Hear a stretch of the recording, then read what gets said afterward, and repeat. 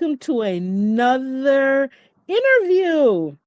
Today we have Moken Marsai, a visionary writer, designer, and artist based in Jamaica. She is an award winning blogger, polymath, create tech business designer, and futurist, recognized for her contribution to branding and marketing with major brands.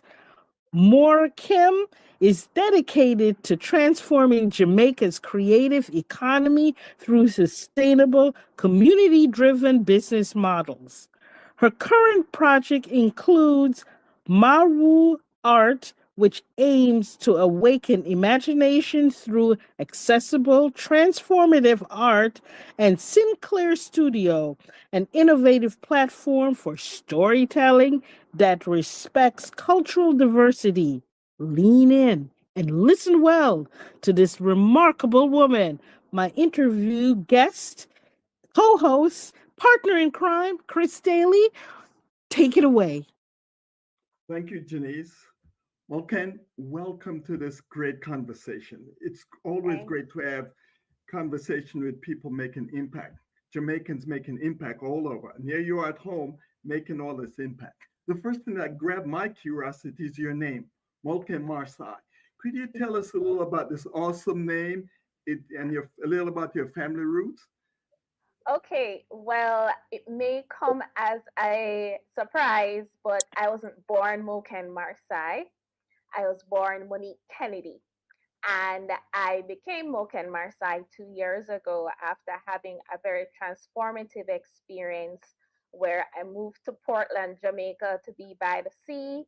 And it was just an opportunity for me to connect with myself. And at the end of that journey, I felt that it was fitting that I changed my name to fit with the woman who I had become. So Moken is actually an amalgamation of my birth name, Monique Kennedy. And it's a name that kind of chose me. And Marsai means one who follows her intuition, and it means royalty. So it represents my connection to the divine source. Wonderful. Boy, you do well even in your name. Um, you've come from this marvelous canvas of creativity. Where did you get this calling for this deep level of creativity, and what nurtured it? Well, I would say growing up, I am the daughter of an engineer and a teacher. And my father, in particular, was a patron of the arts. So he would always commission paintings. We had art encyclopedias in the house. So I always had things to explore and experiment with. So that's really how I got into creativity, is really by just reading and seeing the art around my own home. Wow. So, boy, that's wonderful. So, was there any apart from home? Was there any school or artists outside of home that actually influenced Actually, or shaped your style? no. Okay. Actually, no. For up until I was in 10th grade, I was convinced that I was going to be a doctor. I was really into science as well. And I saw a fashion show on TV, and I saw a designer that really resonated with me. And then I just decided I was going to be a fashion designer. And my parents didn't think that was a viable career choice. So I kind of convinced them that I would apply to art school and study graphic design as my backup. And that's actually how I ended up getting the opportunity to study art overseas.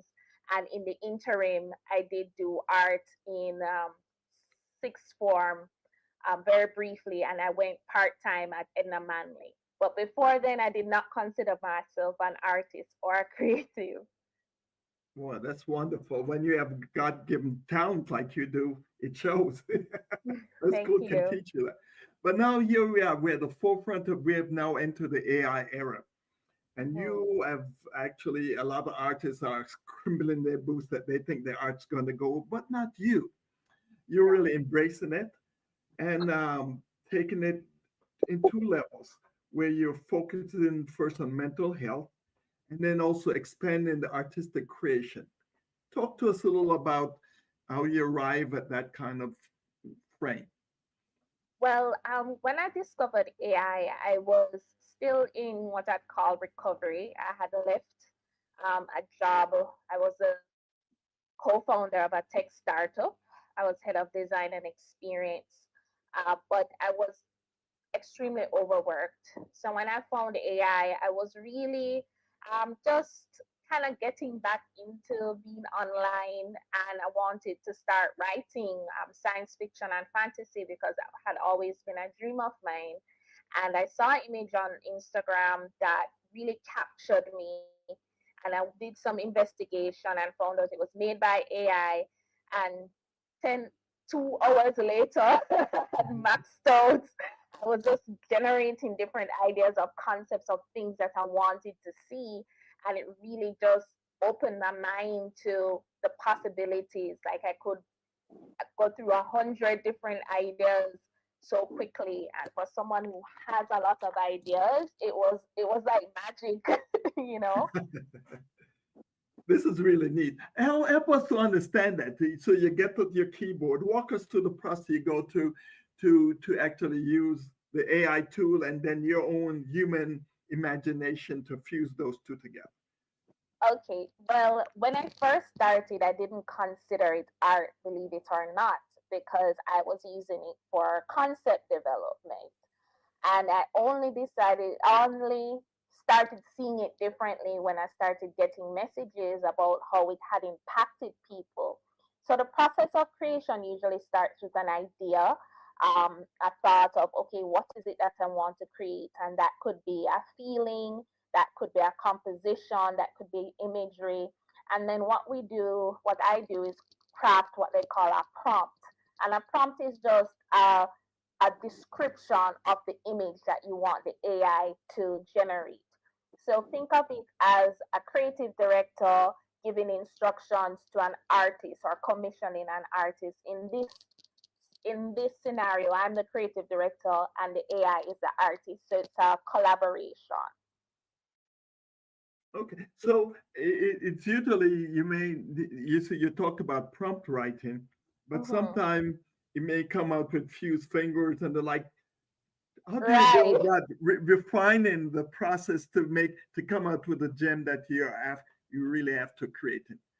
Well, sometimes, especially in the early days, I leaned into the perceived flaws of the AI. I thought of it as a new form of surrealism, like neo surrealism, where it would come up with these different things that you never thought about. And that's also part of the fun of it, that you don't know what's going to come out. But also, especially if I'm doing like a commission piece, I'll go into Photoshop. I will go into different editing software and edit the images. Sometimes I'll have to combine images together. So at that point, it's it can be 4, 5, 6 different images that I combine together to make one image. Wow. So people think it's not just a press button and magic happens. I The mean, your it creative does. process to be able to do that. But if you want to create something with intention and not just Yeah. something that looks good, then there is quite a bit of work into it, as well as you have to know how to communicate and communicate with a machine, which is different because the machine interprets the language differently than we do. So the way that I would tell an artist that this is what I want is very different than how I would craft a prompt. And having an inherent knowledge of art and design and those fundamentals is also important, not only in the prompt writing, because then you want to start referencing art styles and you want to start referencing Mhm. art movements and then you want to talk about lighting. If you don't know, then you won't be able to. The more you know is the more you can control the output. Amen.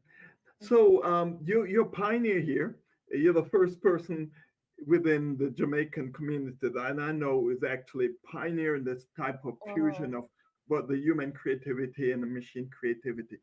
How do you think your work is impacting art, the art form in Jamaica, And I know you have a particular emphasis within mental health. Let's deal with Mm-hmm. that first, and then we'll talk about the larger artistic framework.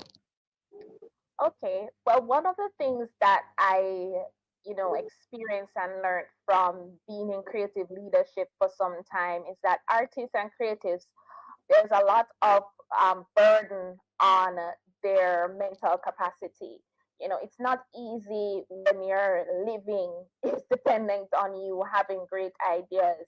And unfortunately, a lot of work environments are not conducive to supporting the creative environment. And especially now with the boom of social media and content creation, the demand is even greater for artists to be producing at a higher rate that is just not it's not humanly possible. So when I first discovered AI, I saw the opportunity to integrate it, especially in more commercial art world like marketing and advertising, where you have to work on quick turnaround times. There, I've worked in art departments where the artists are, you know, taking stock photos and have to cut them out into scenes because we can't afford to have a storyboard illustrator, which takes a lot of time. So I saw it as an opportunity, if it's integrated well into our workflow, that it could actually help to take some of the mental burden off creative teams and help them to work more efficiently. Um, so that's like when I thought about it, that's the first thing that I thought about how it could help, to take off that load. That's wonderful.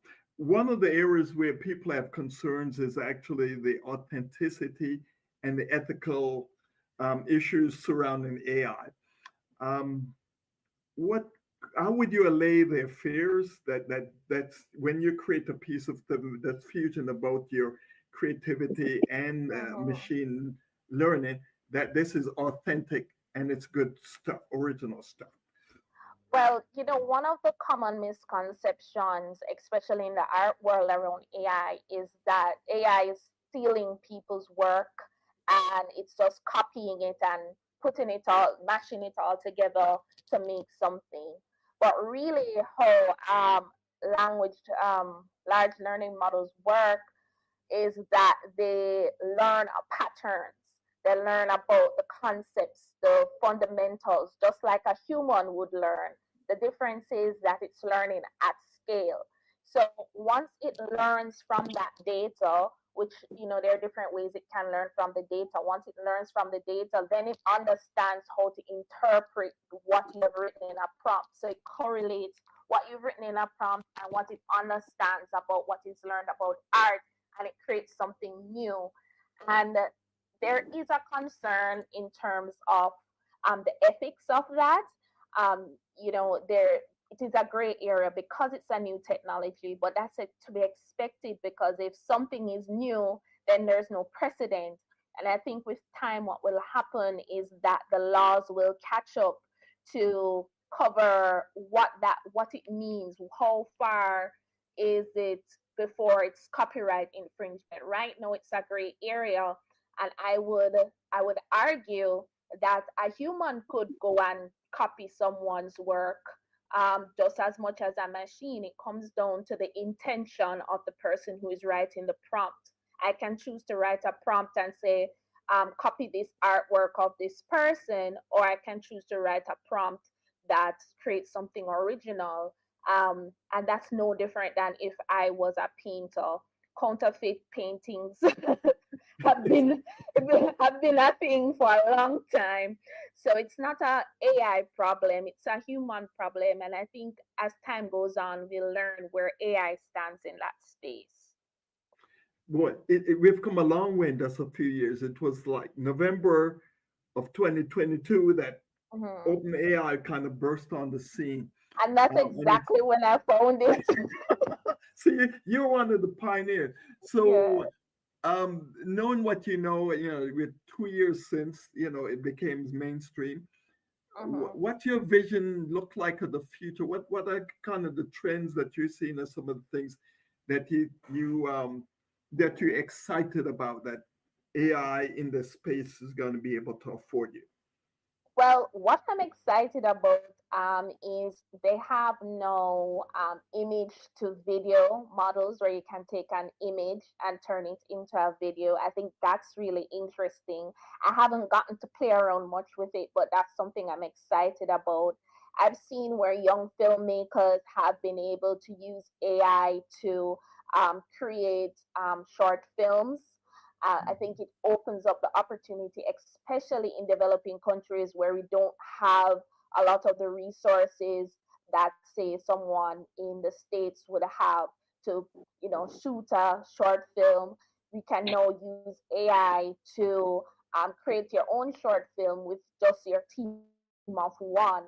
I think it's going to. I've even seen creatives here using it to write treatments for music videos. So what I see is that it gives us an opportunity. It almost levels the playing field in a way because now it's about the power of ideas. You can pitch a concept and get funding without having to have a team to put it together, which it costs money. It costs money to be creative, and there are so many people who have ideas and things that they're just sitting on because they can't find the people to collaborate with them. Everybody's trying to just make a living. Who is going to be out here just making art?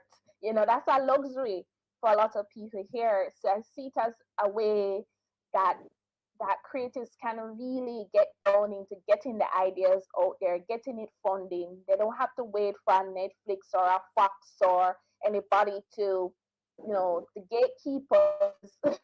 We don't have to wait for them. We can chart our own course. This is those wonderful. So, how are you going about monetizing your stuff? And is there a network of people that's starting to value this kind of work within Jamaica that that you makes it very exciting for you? Well, I think, a lot of what goes around even being a new or a forerunner in this field is a lot of customer education around the process and the art. So there are a few things going on now. So in a broader scale, there is a Black AI community of Black artists who use AI.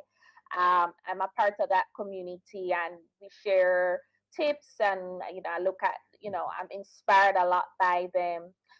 Um, I do have right now. I have a pop-up gallery in Ragamuffin Cafe, Mhm. which is our local cafe here, and in that setup, I do give some sort of education around the artwork and around the process. One of the things I've noticed is that for persons who, when they see it and they're like, "Oh, this is AI," and they're kind of like, "Oh, this is not real art." When I explain the process, it fundamentally changes how they view it.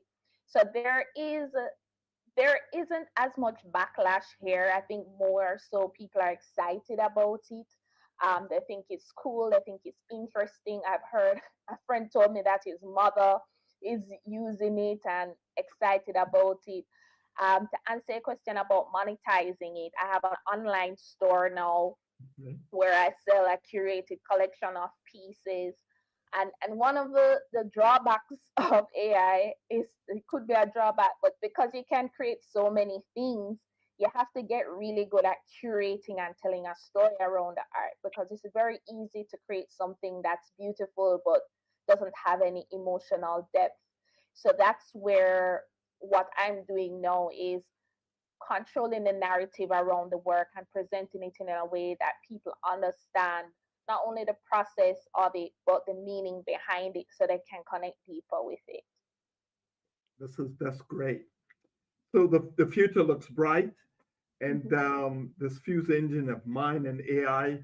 I'm glad we have leading people like yourself with such a really way of framing it in such a great way. Any closing gems of wisdom you'd like to share with us as we leave here, and how can people get a Hmm. taste of what some of your work? Okay, well, if they want, so my gem of wisdom first. Okay. Um, is anybody watching who has the notion that they're not creative, or they have an idea that they say, oh, maybe I can do that, I would invite you to be curious and explore, use AI as a stepping stone to explore your ideas. Not just AI image generators, but even Chat GPT. I brainstorm with Chat GPT all the time. And it's just a good way to get your ideas out and even get affirmation. But don't be afraid to be creative, and don't be afraid to try new things, and don't be afraid to be the first. And where you can find me, so my work is now available on my website. I have a series of limited edition prints at mauart.com. If you want to follow me, I'm on Instagram, and I'm also on Threads at Mau Creates. I share a lot of my process um, online. I'm still kind of getting into back into the social media world. But if you want to connect with me, feel free to connect with any of those social media pages. Um, Send me a hi, Okay. and also I have some freebies on my website. You So if do? you go All on right. there, yes. So you can get not just artwork for your home, but I have desktop wallpapers, mobile wallpapers, um, art that you can download and print, all high quality. And I have a few ones on there that are free. So if you just want to get a little taste, you can also check those out. This is a swamp. Thank you for your generosity. And boy, I know where I'm going to be heading very shortly after this. Thank you so much So, so for to Thank sharing some learn you. time with us. So to learn more about Chris Daly, visit Chris Daly 360. To learn more about Jamaican diaspora, visit JamaicanDiaspora.com. And Morgan, tell us that website again. Mawuart.com. That's MAW art.com. Thank you so much for spending time with us. We'll see you next time. Bye now. Bye.